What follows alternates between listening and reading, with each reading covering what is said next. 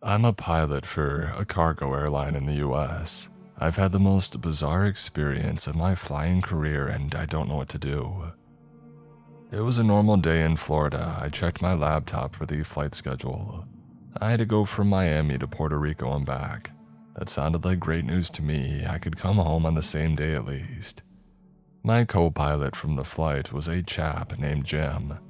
I immediately took to him during our pre-flight briefings and we stepped into our retrofitted Boeing 737.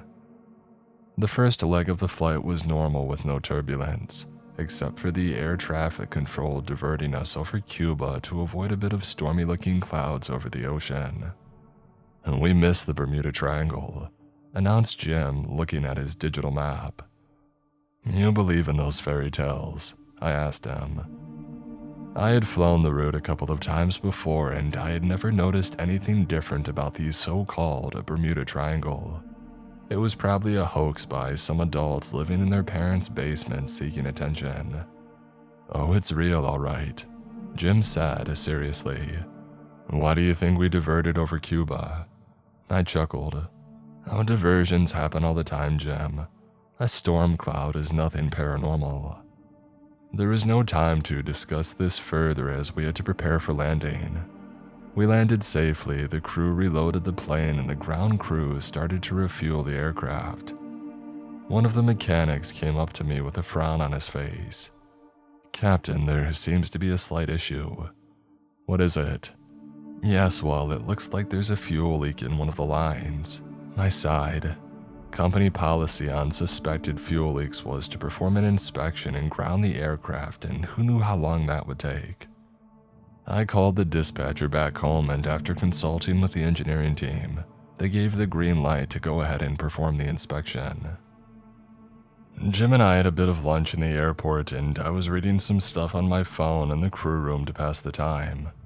Long story short, after about 6 hours, the mechanics told us that the plane was airworthy once again and we could fly back. Heck, at least no passengers were complaining to the management. It was evening and darkness had started to fall. I was a bit happy as the late flight home meant that my flight tomorrow would be rescheduled. This time we were flying right over the Bermuda Triangle and Jim wasn't happy. I have this eerie sensation, he said. Every time I fly over this, it looks so creepy in the dark. Well, it's because of the endless ocean that makes it look pitch dark outside. I joked, and that's where things started to go sideways. There was a jolt and the aircraft shook. I frowned. That's some strong wind. I don't know, Captain, that didn't feel natural to me, Jim said. At once, the 737 started to shake uncontrollably, and my heart leapt into my mouth as the aircraft started to lose altitude. At night, you can't see a dang thing out of the windshield and over the ocean. It's impossible to gauge your height. Naturally, I started to scan the instruments for any indication of defects. Maybe the engineers had done something wrong. What's going on? Asked Jim. I grabbed the yoke and tried to force the nose up. Power back, Jim. Jim pulled the throttle back and held the yoke with an iron grip. After a terrifying 2 minutes, the aircraft leveled out and both of us breathed a sigh of relief. Maybe the storm cloud earlier had caused an air pocket and it was our bad luck to stumble on it. Oh God, said Jim, looking out of the window, and what I saw made my blood turn cold. At night, the white cloud cover that you normally see when flying isn't that visible and it depends on the moon. But what I saw defied all explanation. The clouds below us were forming a vortex and they were turning blood red. To my horror, the aircraft started to shudder and the clouds started spinning. I think Jim had wet himself as we were being sucked in. The nose tipped towards the swirling vortex that looked like it was a portal to the underworld. I frantically tried to control the plane, but it was like something else had taken over. The controls were unresponsive and we were going down fast. Jim and I exchanged a horrified look and we knew that this was it. We were going to crash. Was this how so many other countless disappearances were caused in the Bermuda Triangle? An anomaly in the weather that not even our smartest scientists could figure out. But then something even more bizarre happened. The vortex seemed to spit us out and we were flying in a completely different place. It was like we had been transported to another dimension.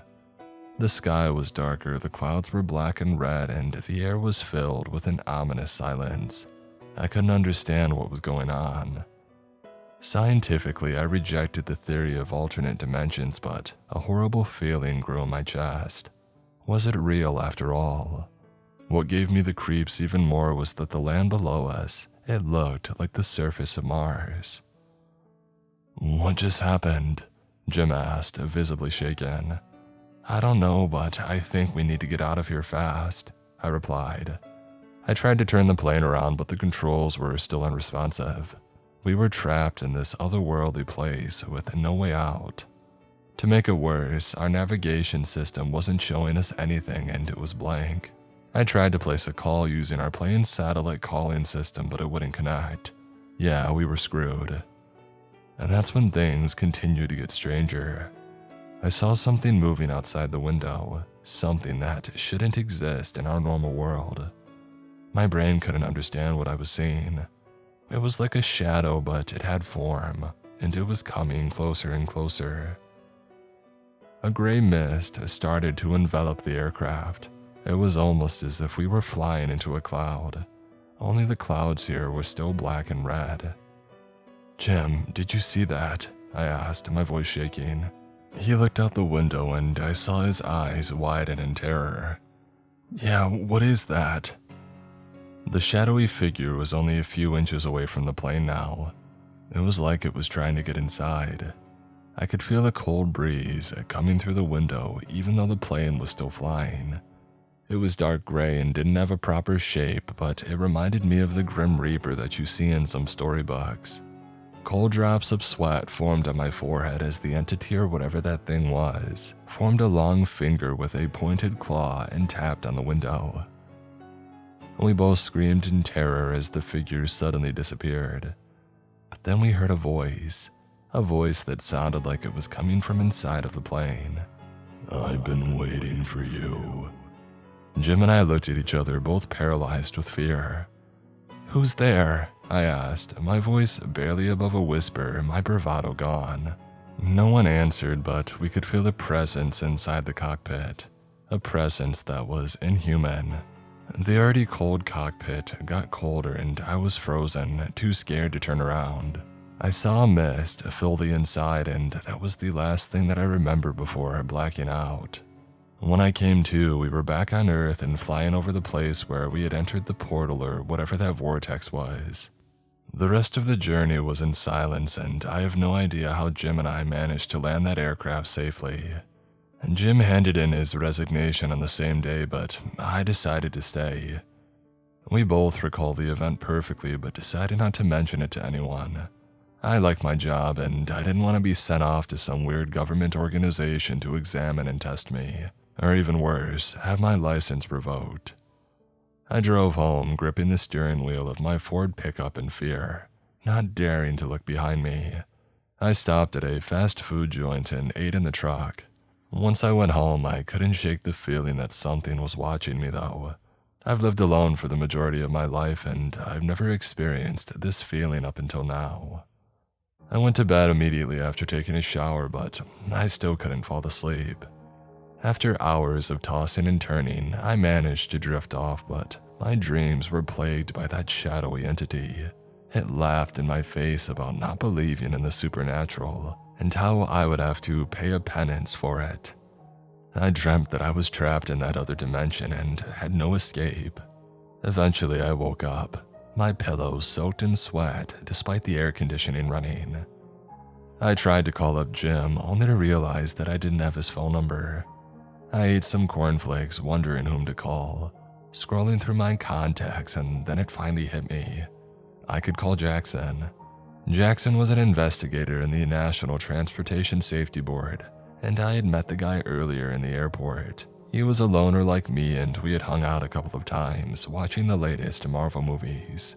He wouldn't think that I was slowly going insane anyway, and so I called him up. Jackson, a guy who was usually light, became serious and told me to stay where I was and to not leave the house.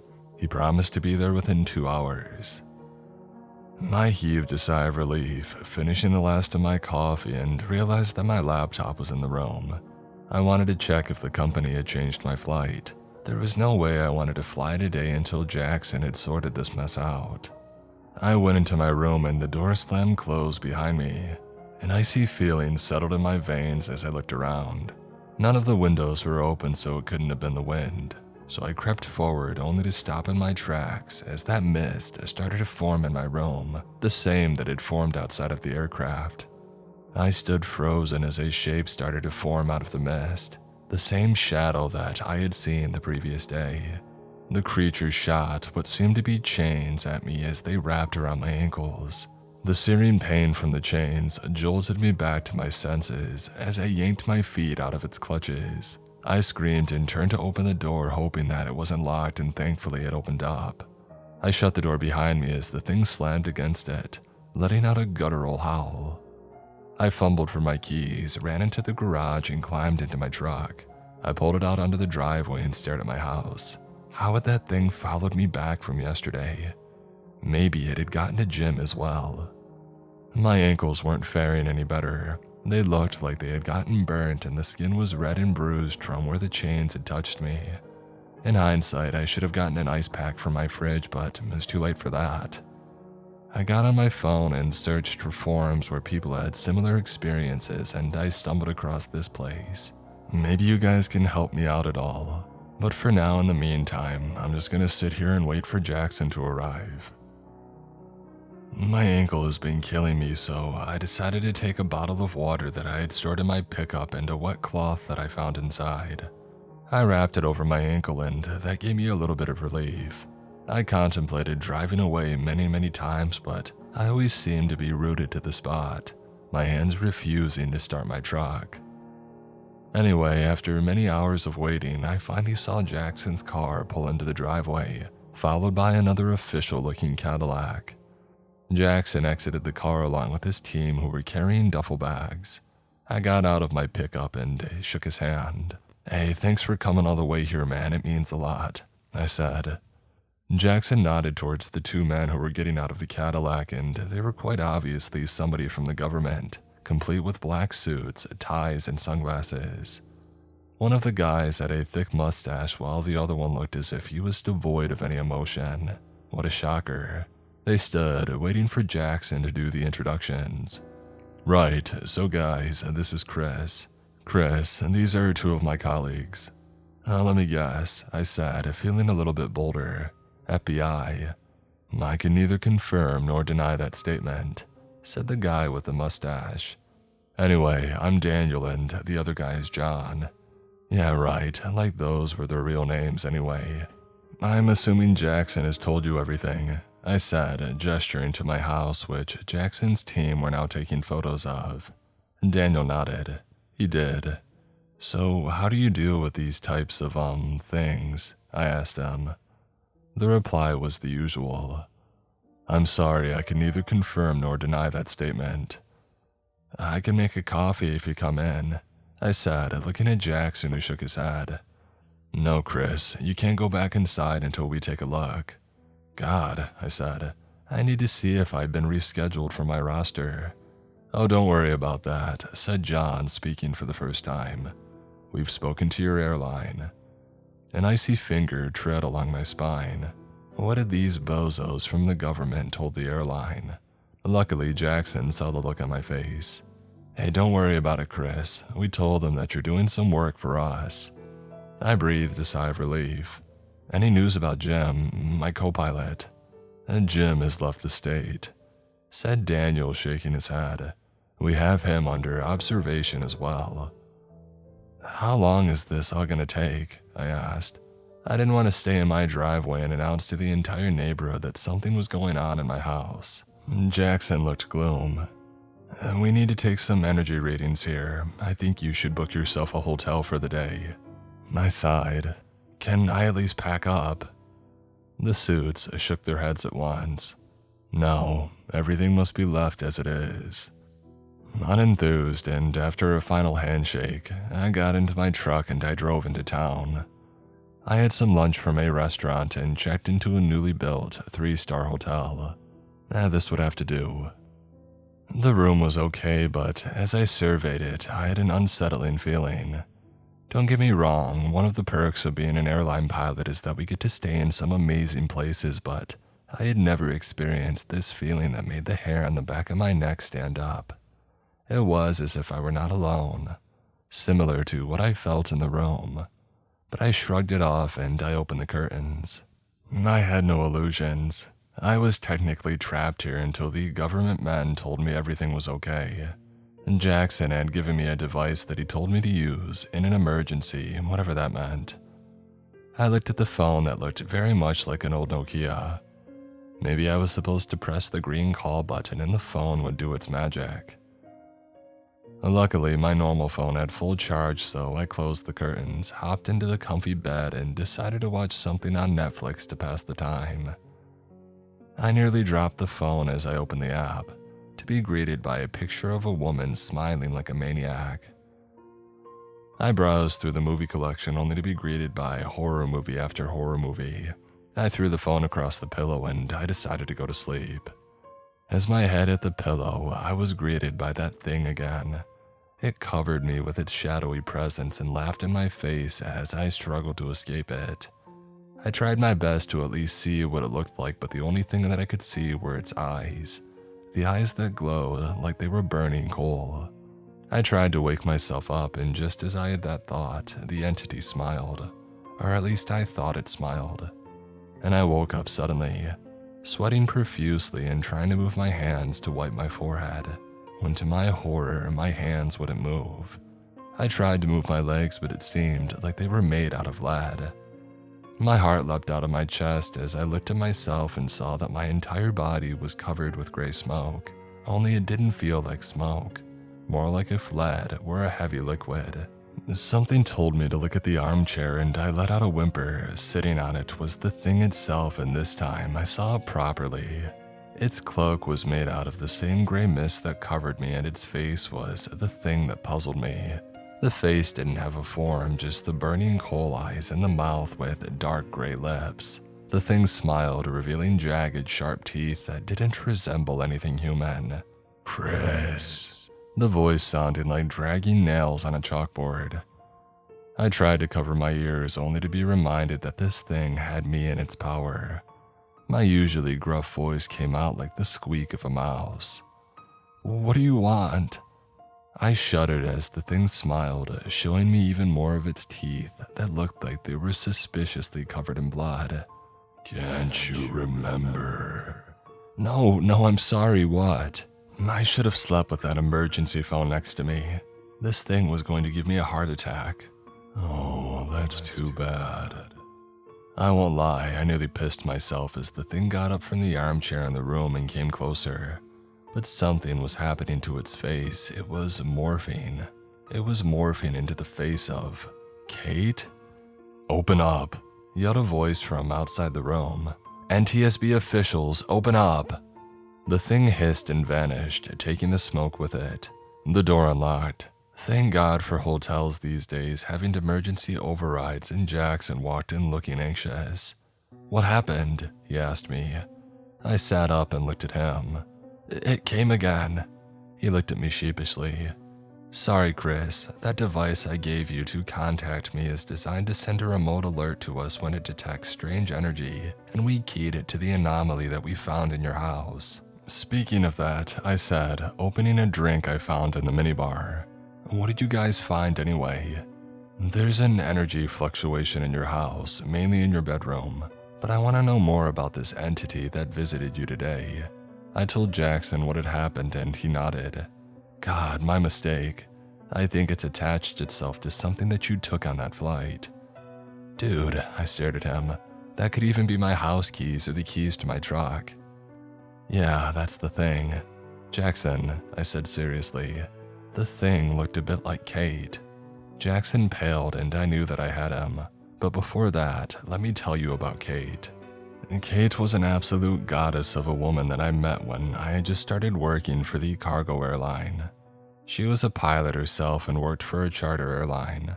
I saw her in the airport restaurant and I immediately was in love. I approached her a bit shyly and I asked her out, and to my great surprise, it worked. We started meeting up for a few coffees and we decided to date. I really loved her and I knew she would be the perfect woman for me and I the perfect man for her. Well, that was until she disappeared. I don't need to tell you how devastated I was. I had never had a successful relationship in high school or college, one that lasted for a long time anyway, and to see Kate disappear off the face of the earth was heartbreaking.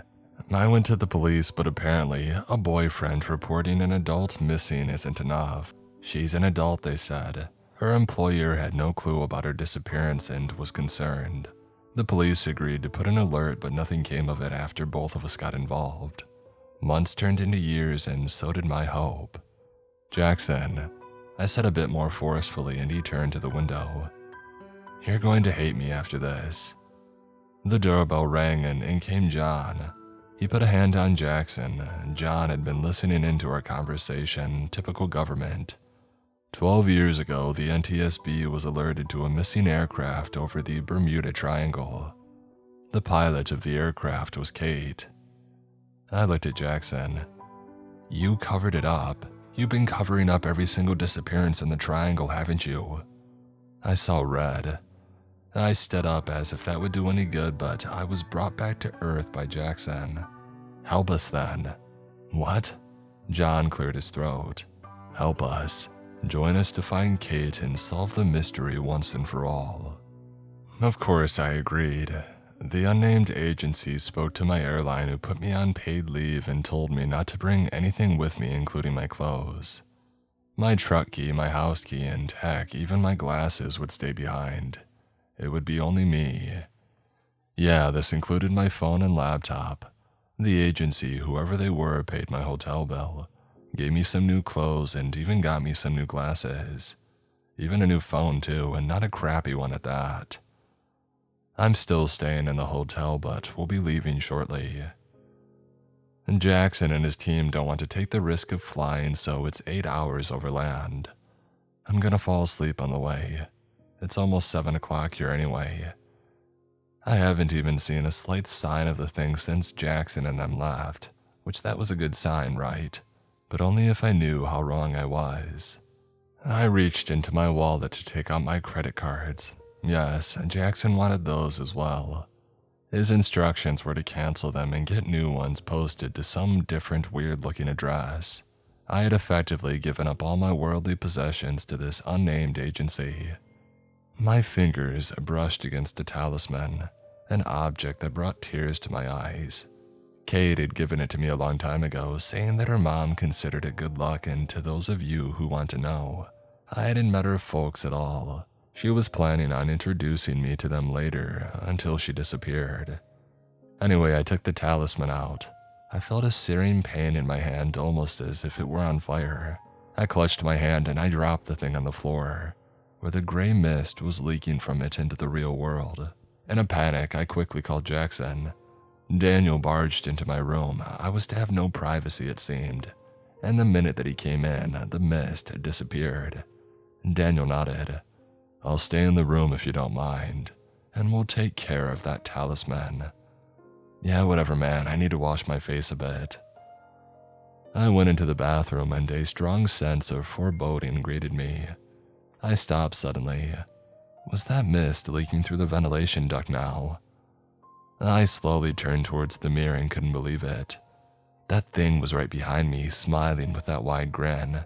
I quickly grabbed the hairdryer. Yes, I know, but that was the only thing I could find. I looked in the mirror, and to my disbelief, the thing appeared to be behind me in my reflection. "Daniel, in here!" Daniel rushed to the washroom, but predictably, the thing smiled smugly and vanished. Daniel had a very unwelcome explanation. "Yeah, sorry, like we said, that thing appears to be attached to something of yours." "Is it the talisman?" Daniel frowned. "No, we can't say for sure, but I think it's something in this room." "Well, why can't you find out which thing?" "Not until we test every single thing you took on that plane." "Yeah, right. I can't even take a dump alone without that thing bothering me." Luckily, Jackson agreed to move the timeline up and we leave in 10 minutes. I have a strong feeling that the suits won't let me contact anybody once I'm inside their facility, so you won't hear from me in a while. I'm going to find out what happened to Kate, even if it means walking into the underworld myself. I'm probably breaking about 1 million NDAs by posting this, but it doesn't matter. The public, you have the right to know, and nothing's going to change that. Jackson and his friends from the NTSB took me to an undisclosed facility in God knows where. I'm not joking, I spent the better part of the 7-hour journey napping, and guess what? That thing didn't plague me at all. I guess the theory of it being attached to something that I took on that flight was true. Anyway, we arrived at an office of the NTSB. The security had a look at Jackson's and these suits' IDs, and after giving me a glance over, my driver's license was under their custody anyways. They waved us through. Instead of going through the front door like normal people would, the crew entered into a subterranean garage. They parked the Cadillac and we went into an elevator, and Jackson surprised me by inserting a card into a card reader. The lift knew where to go as it started to descend, and no, the digital display didn't indicate the floor numbers.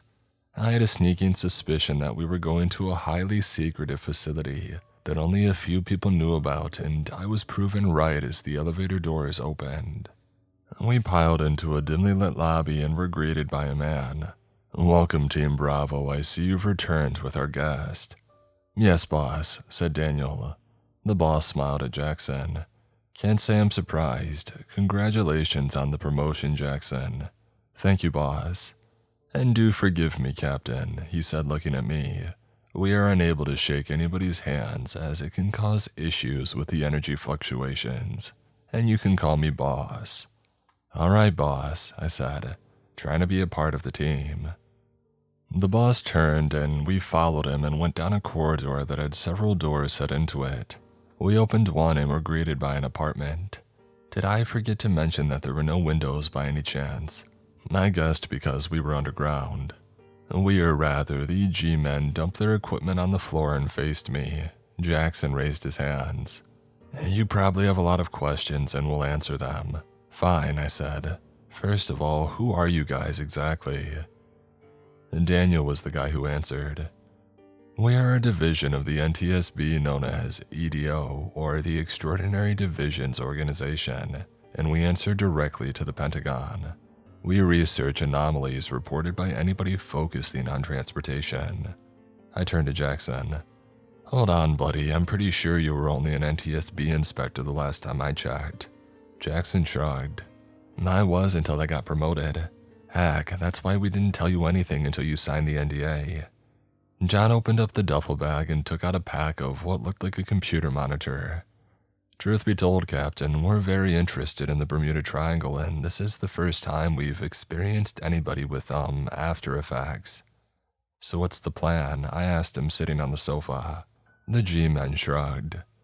"We're on quarantine currently. We need to be in this decontamination chamber for a few hours until the boss man briefs us." Wow, so I was stuck with these guys for the next couple of hours. Jackson assured me that his old team was taking care of the belongings that I had left behind, and that I would only have to ask to get something provided to me. This was early in the morning, so I decided to take a nap. The apartment had 2 rooms, and I decided to bunk it with Jackson. I slept soundly without the thing disturbing my peace. We were called down to breakfast, and the boss informed us that we were to be present at 9:30 in the briefing room sharp. That was fine with me. 9:30 saw us in a normal conference room, set up with a smart board and a couple of chairs. The 4 of us, along with the boss, whose name no one knew, and a couple of people in what looked like military uniforms, were present at the briefing. The boss started to speak first, his deep voice resonating in the small room. "Ladies and gentlemen, as you're all aware by now, our primary focus is the Bermuda Triangle." The smart board flickered to life, highlighting the area on a map. A pilot, Captain Chris, and his first officer, Jim of Redacted Airlines, experienced something that interests us greatly. "Captain, why don't you explain what happened?" I stood up and recounted the story, secretly hoping that nobody laughed at me or that I was secretly in a psych ward. Everybody's faces, however, displayed either horror or shock. Jackson cleared his throat. For the record, everyone, Jim recounts no sightings of the entity except the initial encounter. We have concluded that the entity has anchored itself to a possession of the captain's that he took on that flight. I raised my hand. Captain? Wait, you government types seriously believe this? The boss smiled and motioned a guy in a lab coat, a scientist, to speak to us. The scientist stood up and went to the podium. All right, folks, to answer your question, Captain, we believe in the laws of energy thoroughly. We have observed that there is a slight anomaly in the area of the Bermuda Triangle in terms of this energy. When Jackson here reported your incident to his superiors, we were ordered to step in. We have found that the energy signature of your house is different to the surroundings, suggesting that something extraordinary is going on. So, nothing paranormal? I asked him cautiously. The scientist smiled. I'm afraid not, Captain. It's all to do with the energy. Then what about the flight then, that place we went to? I asked him. Don't blame me, I came here to find answers. The scientist looked a little bit less sure of himself. That is still under observation, to be honest. The boss motioned for the scientist to sit down and dominated the podium once again. What we are interested in is this entity that you spoke about, Captain. We've been observing the triangle for the past few years, and yet we haven't observed such energy spikes as we are now. We are testing your belongings for traces of residual energy, but it's still under progress. For the benefits of Team Bravo, said another military-type man, we managed to borrow a satellite that is recording every single thing that is going on in that area. We'll keep observing the energy fluctuations and brief you once we're done. That's all, gentlemen. The briefing left me confused and tossing and turning in my bunk bed. Was there such a huge amount of energy that could create another world? I didn't buy it for a second. The science team had a breakthrough after 2 weeks, and the higher-ups were pressing boss. They needed the satellite back. I don't know how to explain this, he said, calling us to the office. But the talisman seems to have another energy signature emitting from it. And Kate believed in it a lot. I said a bit angrily. She should have worn that thing when she went over to the triangle the day she went missing. Maybe she would have survived. I pored over the NTSB records for the incident, by the way, and nothing on that 3-page folder told me anything useful, other than the time and day she had gone on that flight, which I brought to the attention of the boss. He surveyed the 4 of us. I want you, Team Bravo, to take up the challenge of finding out what's going on in the triangle. Our analysts have informed me that on the night of the full moon at precisely 9:39 p.m., a sharp spike only for a fraction of a second at a particular point in the triangle occurs. Let me guess, boss, said Daniel. It coincided with Chris's flight path. The boss pointed his pen at Daniel. Attaboy. Sir, began John a bit fearfully. You're not suggesting that we fly into the triangle, are you? The boss grinned. Oh, but I am. Things escalated pretty fast from that point onward. The full moon was approaching in a week and we had to be prepared. Strangely enough, the talisman didn't burn me when I held it this time, leading Jackson to suggest that maybe something that I had in my wallet at that time was triggering it. Anyway, we exercised and geared up as the military team would say for that day as it loomed closer. The team would be the 4 of us, 3 grunts and the 2 pilots. The boss and the science team would run the ground OPs from the base. Oh, and before you ask, no, I still had no idea where we were. I slept on the way mostly. I suspect that the G-man might have spiked my coffee. On the day of departure, we loaded our backpacks, double-checked our communications equipment, and ran a bunch of last-minute checks. My jaw dropped when the boss led us to the hangar. We were to fly on one of the developmental aircrafts for their agency. It looked almost alien with its slim and sleek design. It looked like a cross between a plane and a helicopter, and I admired its stealthy look. The boss was nervous. Yeah, the Pentagon wasn't happy about loaning out this bad boy. Try not to get a scratch on it, okay? The interior was exactly like the exterior of the aircraft. Plush leather seats that looked like they belonged on a luxury jet awaited us, and of course, me being me, I couldn't resist checking the cockpit out. Let's be very clear here, there are two types of pilots in their late 40s like me. Pilots who hate computerized modern cockpits and prefer the old-style gauge-typed ones. And pilots like me who love the computerization and digital screens.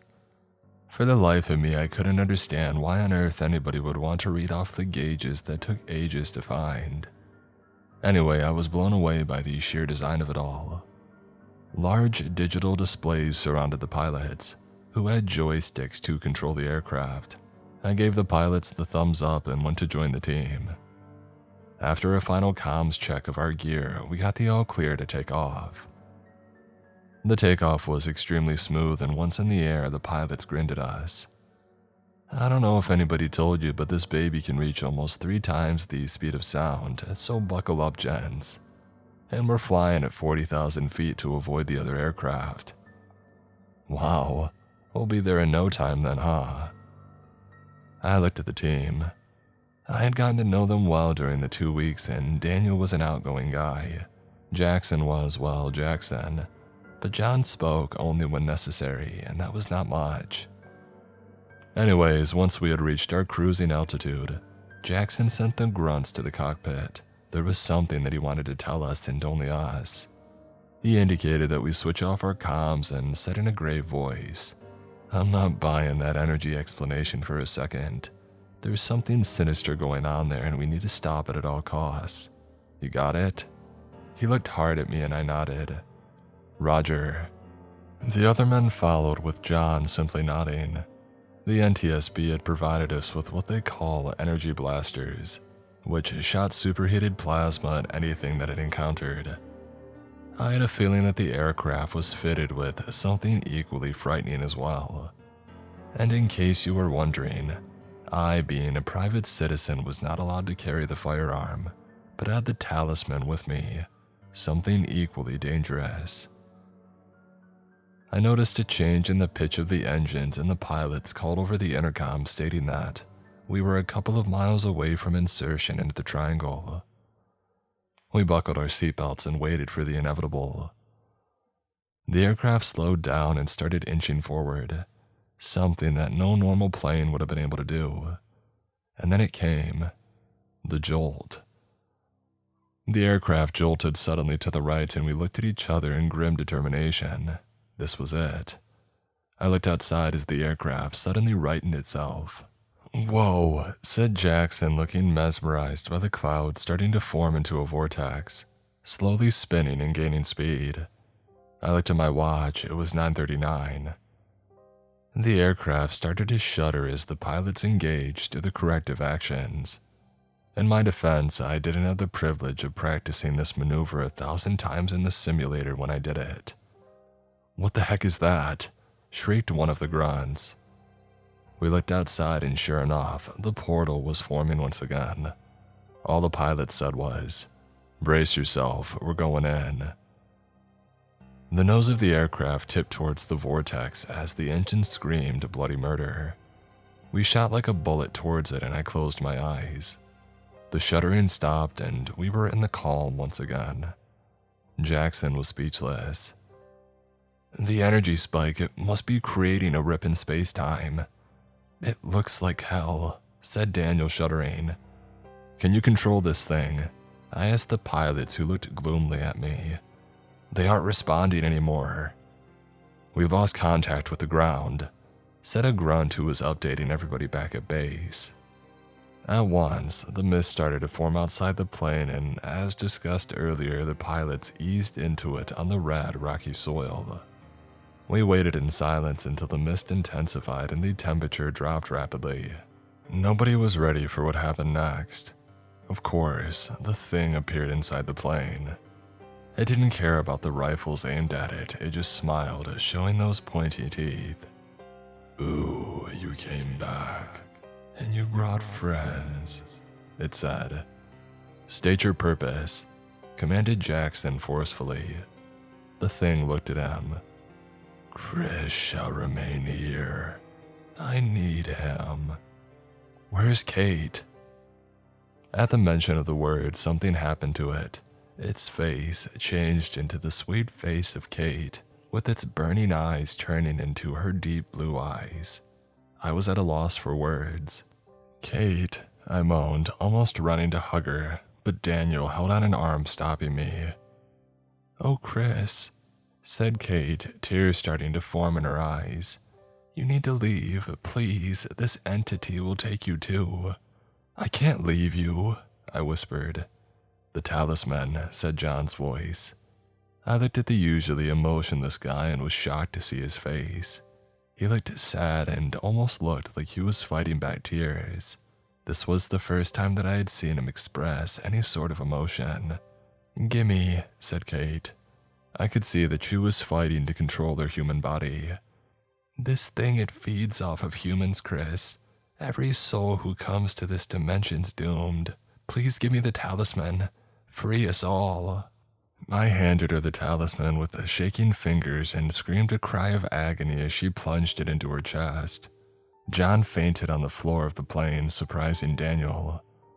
There was a guttural roar as the dark gray mist poured out of Kate's chest and the thing appeared, its eyes burning with hate. But the talisman had done its job. The thing faded into oblivion, but not before giving me a parting souvenir, as it tried to grab me. A smoky tentacle wrapped around me that felt like lava on my skin. Unsurprisingly, we tried to figure out a way to get back into our dimension until Jackson noticed that the portal was open. The pilots used the vector thruster engines to turn us around and we were back on Earth. Oh, and you probably want to know what the souvenir was that thing gave me. Through contact with that thing, it had given me a grayish mark on my forearm where the tentacles had connected, almost like a brand. After getting debriefed and warned not to share my story with anyone, I wanted to find out what John's involvement was with this. I asked him just as he had dropped me off at my house. He looked at me like I was the dumbest person on earth. Kate's my sister.